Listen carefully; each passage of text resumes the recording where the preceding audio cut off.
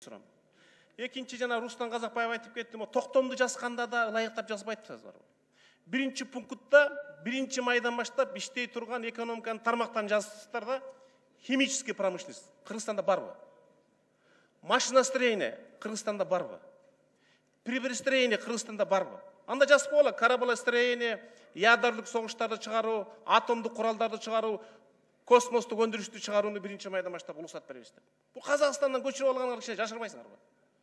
Өкүнүчтүү, Өзбекстан 10 миллиард элге жардам берип атса, Казакстан 10 миллиард жардам берип атса, биз айла жоктон бир мүшөк ун бергенибизди айтып атабыз. Күн сайын бир мүшөк ун бере албайбыз. Урматтуу премьер-министр, эл сизден ун күтпөйт, эл сизден реформа күтөт.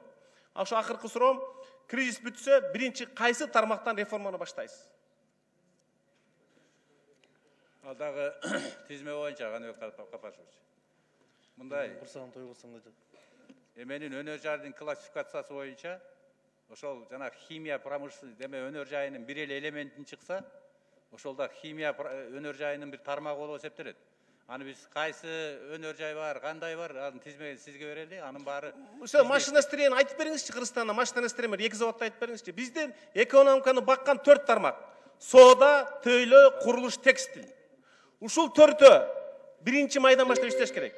Ушул 4-өө биздин ички экономикалык структуранын 70% берет. Соода, төйлөө 50%, курулуш 13-17% и текстиль.